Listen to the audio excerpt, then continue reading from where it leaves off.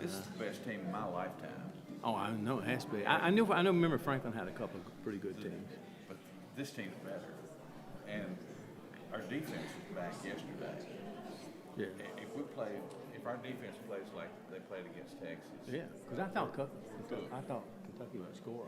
They scored on us. I thought Kentucky would score. You know, that's the coach of a mark of a good coaching staff. You have a week off, they come back and they can fix the problems that they were having. Yeah. So we'll see. And I really, we're not going to the playoffs. Yeah. They're not going to win the playoffs. That's ridiculous. Yeah. Well, your problem. Miami pass us while we were playing. That was a move to block us. You needed us to beat Oklahoma. We needed Alabama. Of course, if we'd beat Oklahoma, we'd be ahead of y'all. We needed Alabama to beat Oklahoma. Yeah, we'd be eighth in the nation if we'd be. By not beating Oklahoma. Yeah. And I know I'm biased, but I think Bobby deserves the Heisman. They're going to give it to the Indiana. And have you seen the Indiana guy play? But good grief, he's playing for Indiana. Yeah, but Indiana is the Vanderbilt of the North, man. Come on. Not this year.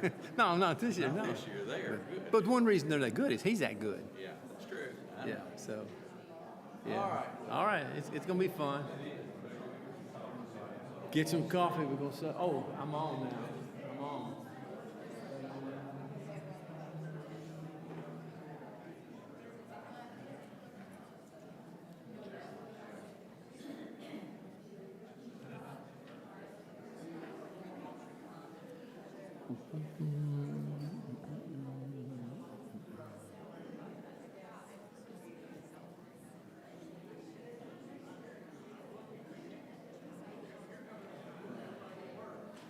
There you are. I wondered if they were going to have somebody.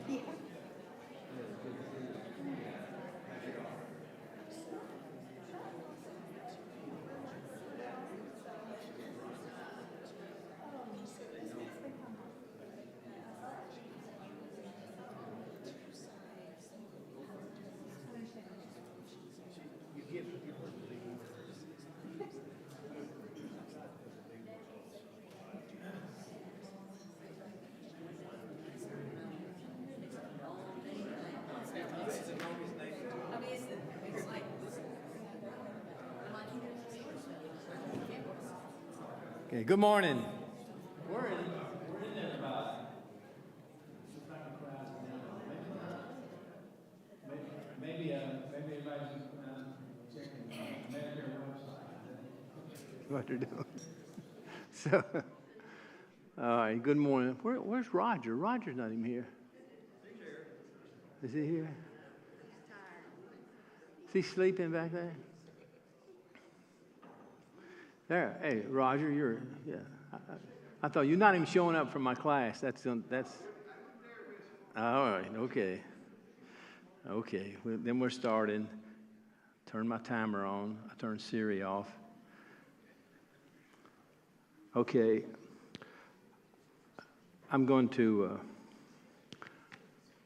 go over some of the things that Roger talked about last week. I'm going to be a little redundant here at the start. I'm going to go over them so it makes the rest of the lesson flow. So we've been talking a lot. We're going to talk a lot this week about invasions. There's going to be a lot of invasions. That's the history of this part of the world. A lot of invasions. But I'm going to tell you, this is the most important invasion of my lifetime. Ready?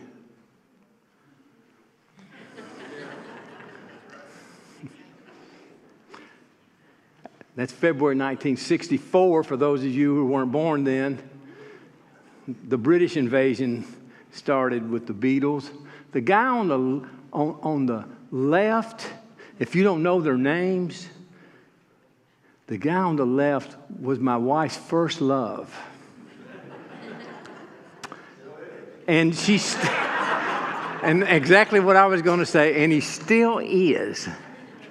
He still is. Can you believe that? So, and Disney, and I put that up because Disney Channel is doing a 9-hour documentary on the Beatles.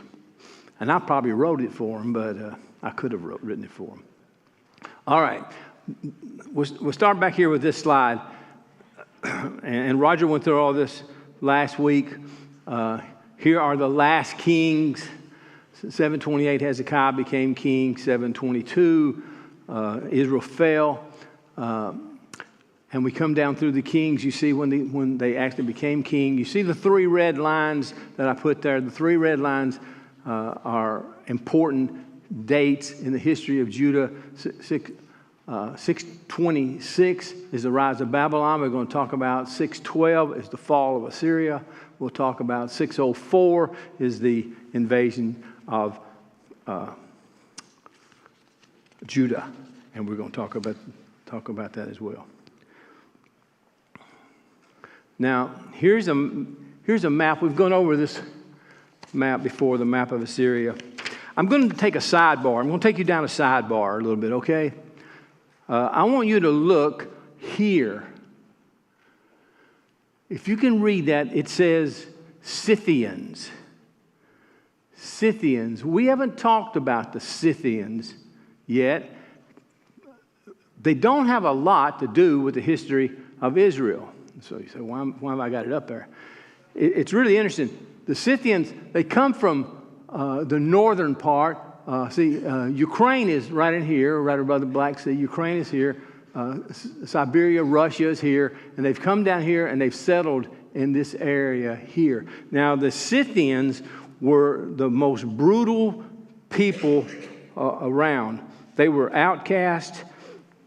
They were barbarians. They were just plain mean. They would hire off as mercenaries to the Assyrians or the Babylonians or anybody.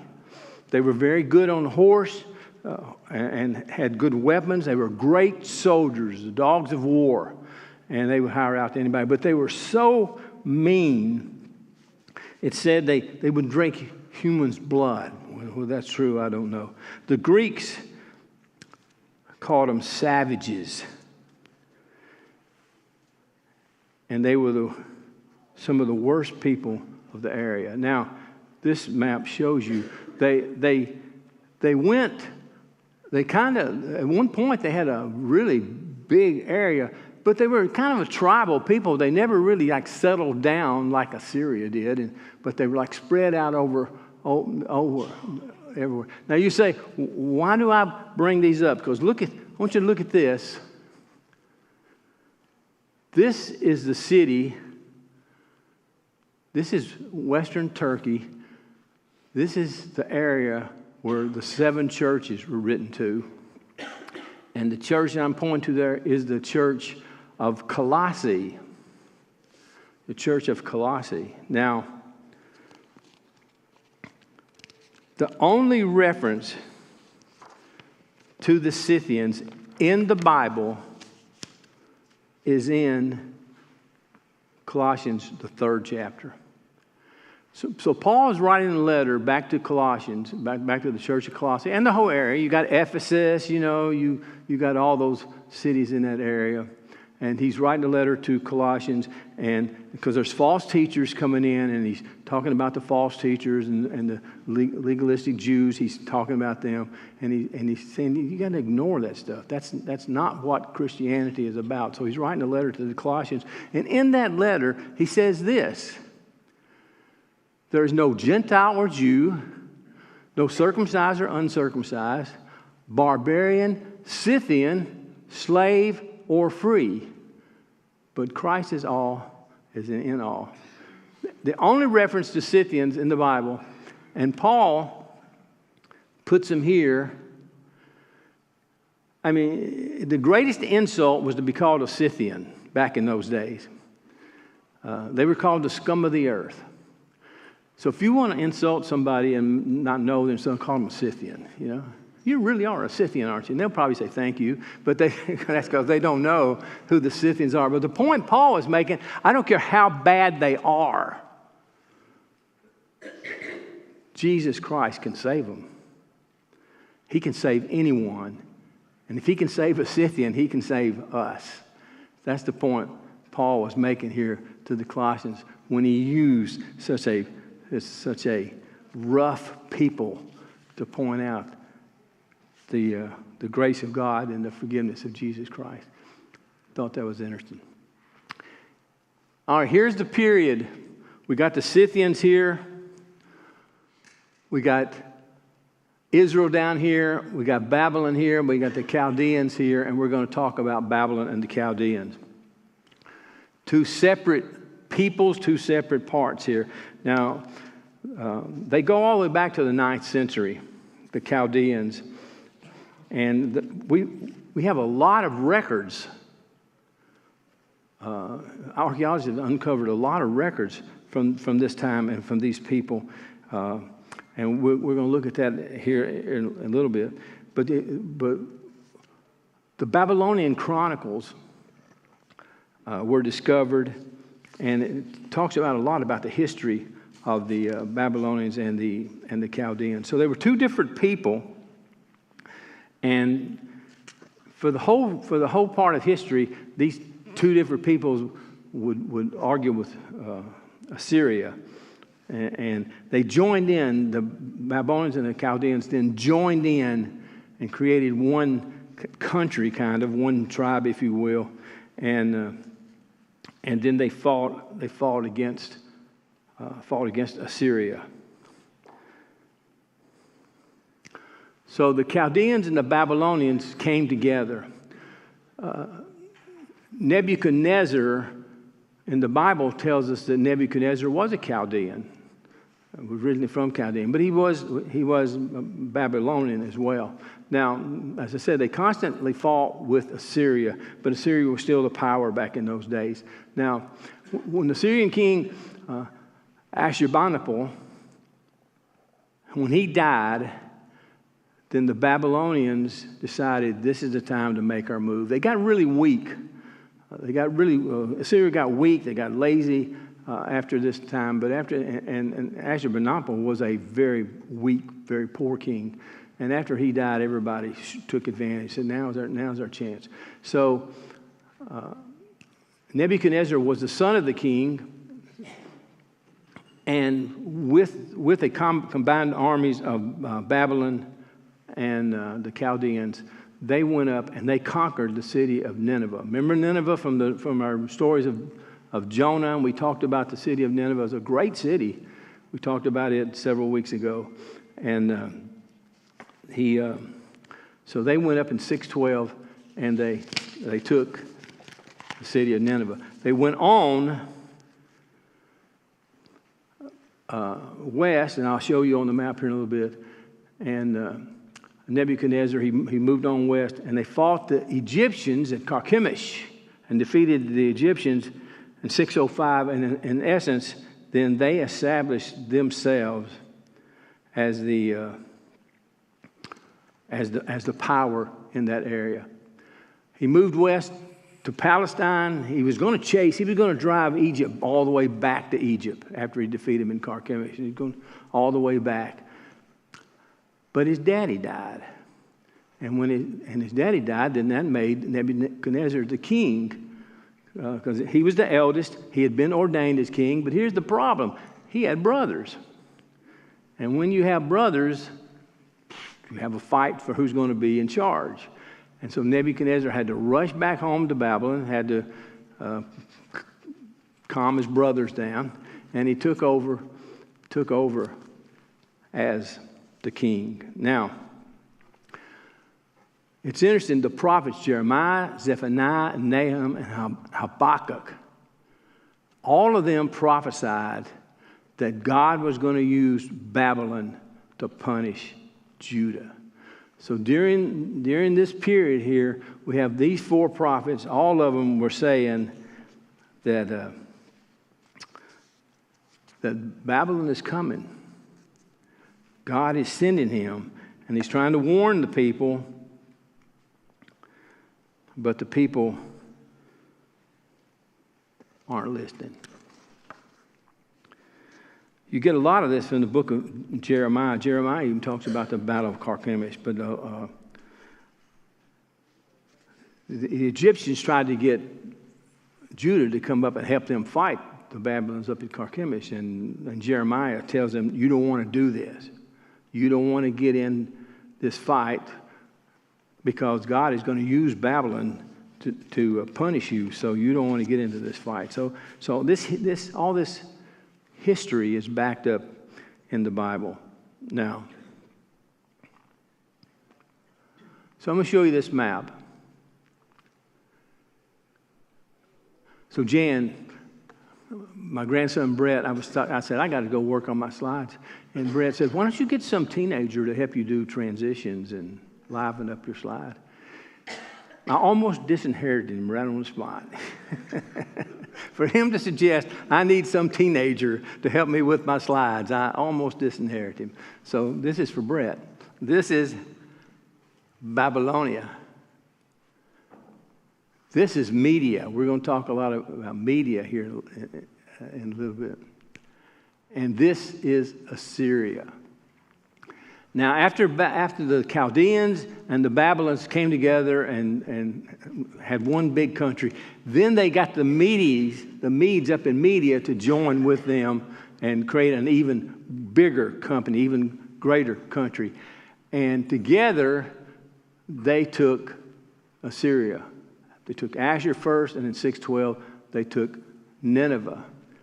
Then they moved up here to Carchemish and defeated the Egyptians and any of their friends, and then he drove the Egyptians back, but he had to leave because his father died. So Nebuchadnezzar goes back to Babylon, and we're going to talk a little bit about Babylon. Now, Nebuchadnezzar became a king in 605 BC. And then he resumed his ambition, and he went back to Jerusalem, back to Judah in 605. And he took many treasures from the temple at this time. He entered in 605. He did not defeat Jerusalem at this time. He did not totally destroy. But look at this. He took many treasures from the temple. How many times have we said this quarter they took temples from the treasure? The Egyptians did it. The Assyrians did it. The Babylonians did it. And I think Roger pointed out last week, there must have been tons of treasures and money, gold. And because this is the third or fourth time they've taken treasures from it. Now, at this point, he did his first deportation. And he took the youngest and the smartest and the handsomest. We would have been in trouble. We would have. They would have skipped me and you. They would have skipped us. But included among those was Daniel, Hananiah, Mishael, and Azariah. Now, when they got back to Babylon, they gave them new names. Daniel's name was Belteshazzar. Hananiah, Shadrach. Mishael, Meshach, Abednego. So you know these guys by those three names, not as these three names. And that's in Daniel 3, and it's a great story of faith in Daniel 3. All right. So he took the best and the brightest back to Babylon, and he took a lot of the treasures, but he didn't totally defeat it. But he came back. I went too fast. He came back in 598. And he took Jerusalem then in 597. This time, he took 10,000 exiles, including King Jehoiachin and his mother, and including Hezekiah and the priest Shemaiah. Shemaiah was the grandfather of Mordecai. and we're going to pick up Mordecai. Where do we see him? Mordecai in the book of Esther, right. So his grandfather was taken. Look here. He took the remaining treasures from the temple and found, what's left? But he took everything else back from the temple. It is, one theory is that Nebuchadnezzar, when he finally took everything out of the temple, that he may have taken the Ark of the Covenant at that point. Now, there's other theories that the Egyptians, especially under Shishak, the Egyptians who came up earlier may have taken the Ark. We don't know. But we know that Judah has been pretty much intact. Since the fall of Israel, Judah has been fairly intact until Nebuchadnezzar comes in. And it may be that at this point he took the Ark of the Covenant back to Babylon. It was never heard of again.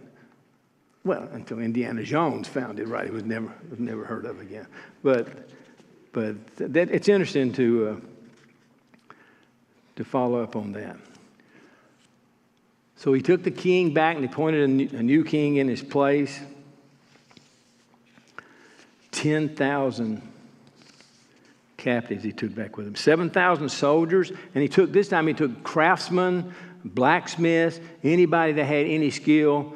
And he had people who would go around and find these people and take them back. And he took a lot of the priests back at this time too.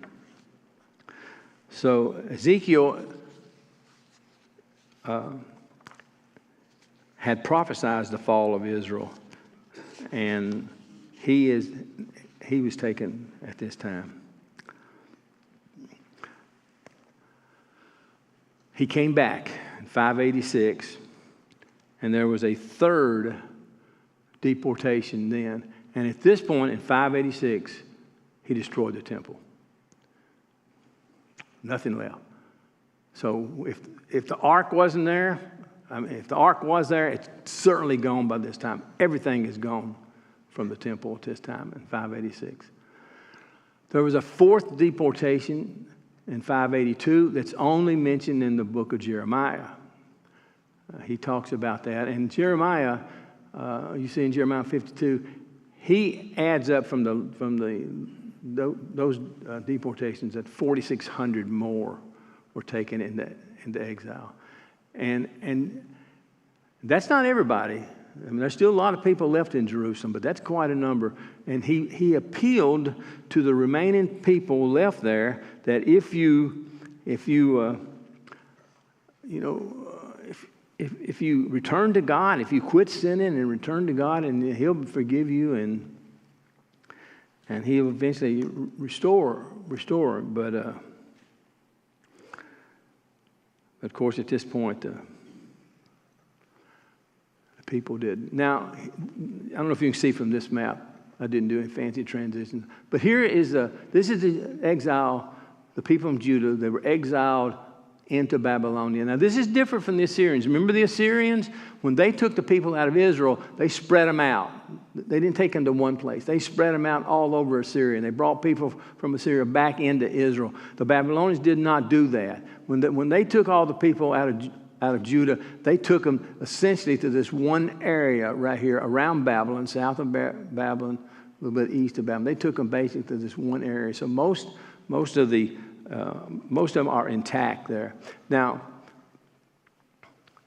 Psalm 137. You go back and read Psalm 137, but it's an interesting passage, I think. By the rivers of Babylon, we sat and wept when we remembered Zion. So when they're thinking about their home, they're thinking about what they left. They said they sat and wept. Said there on the poplars we hung our harps. For there our captors asked us for our songs. Our tormentors demanding songs of joy. They said, sing us a song of Zion. And we could not sing. So that's pretty sad. on the state of the exile. All right, let's talk about Nebuchadnezzar just a little bit. Not only does the Bible tell us a lot about Nebuchadnezzar, we know he's a real guy because there's so much been uncovered about him, especially something called the Babylonian Chronicles. Now, these are clay tablets that have been hardened, and they carved little wedges in them. There were 45 of these tablets found in Babylon in the 19th century. 45. And several of them have been deciphered. Not all of them, but several of them have been deciphered, including this one. This one is called The Early Years of Nebuchadnezzar. And, can you imagine people trying to decipher this thing? And on this tablet, it talks about the Battle of Carchemish. It talks about Jehoiakim and Jehoiachin. All of those are mentioned on this tablet. So this is where the Bible and history come together, and there's no denying that the Bible is correct. Now, Nebuchadnezzar was a very intelligent man. They gather from this that he knew Greek, he knew Latin, he was very smart. He was a builder, built a lot of great things, even though the Jewish people knows he destroyed a lot of great things too. He built a lot of great things. And one of the things that he is credited with building is this. It's the Hanging Gardens of Babylon. Now, Nebuchadnezzar, Babylon is kind of a dry area. You know, you've seen that in the news. It's kind of a dry area. And he married a queen from up in North Media, which is kind of more of a greener area. And she was sad. She missed the green hills of her homeland. And so he built her this gardens. And it's all the green and everything around it. And it is one of the 7 wonders of the ancient world, along with, I can name them for you, but the pyramids is one, and there are several, the Colossus of Rhodes is one. And of the 7 wonders, I think there are pieces left of 5 of them, maybe 6 of them. There is nothing left of the Hanging Gardens. The archaeologists, they don't know where it was. They have nothing to prove it. So many historians and archaeologists say that the Hanging Gardens of Babylon was a hoax. It was a myth. It was never there. It was just something that the Babylons bragged about seeing, but it wasn't there. We know that the Assyrian king Sennacherib built some gardens in Nineveh that were supposed to be something else, and they have some remnants of that, but not of the Hanging Gardens. There's nothing left of the Hanging Gardens. You've heard about them all your life. Maybe they were, maybe they weren't. So Jerusalem was destroyed. Almost all of its leaders were taken into exile, but it didn't go into anarchy. It was not a lot of burning and stealing and fires and all the things that you expect when a country is defeated like that. The Babylonians put Gedaliah as governor, and later he was succeeded by Johanan. And then later Johanan fled to Egypt, and he took Jeremiah with him. And we see that Jeremiah died while he was in Egypt. He still prophesied while he was in Egypt, and he still warned Judah that they could still repent, and he prophesied that they would be returned back to their homeland in 70 years. So what about the Judeans in exile? That's red. You don't see that very well. So they were in exile a period of 70 years. Jeremiah predicted it. It was a great tragedy for those, not for those in exile and for those who were left back in Jerusalem.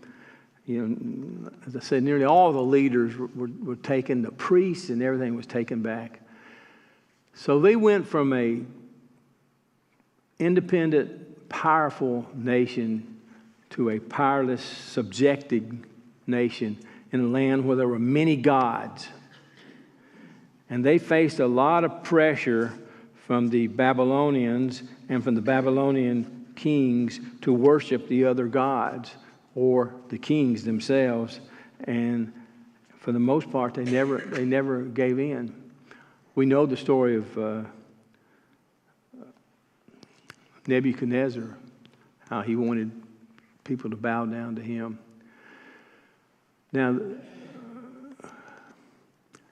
it said the reason that they did not give in to the Babylonians is due largely to the prophets Haggai, Zechariah, Malachi, to the priest Ezra, and to the governor Nehemiah, which we'll see their names a little bit later. But those prophets and those leaders kind of held the exiles together and kept them together and did not allow them to fall into the trappings of worshiping the other gods.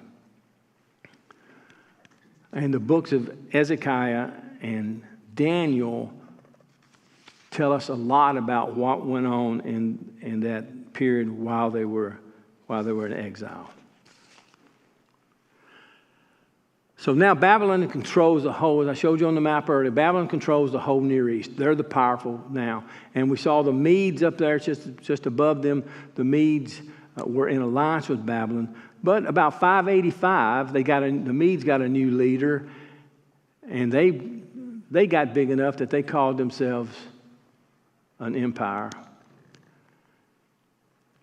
And then while that's going on, Daniel is telling about serving Nebuchadnezzar and interpreting all his dreams. We see that from the book of Daniel. And the moral of Daniel and the moral of what's going on now is that God is always in charge. And even though they're trying to convert all these Judeans to their gods and even everything Nebuchadnezzar tried to do, Daniel's telling them God is in charge. God is always in charge. Okay, so Nebuchadnezzar died in 562, succeeded by his son, who was turned around and replaced by his brother-in-law, 560, who was replaced by his son, Nabonidus, in 556. And Nabonidus was a horrible, horrible king. And horrible to his people, horrible to the Judeans as well. And so because of that, then we started seeing a lot of rebellion occur. So in 550, Media was conquered by Persia, led by the king Cyrus.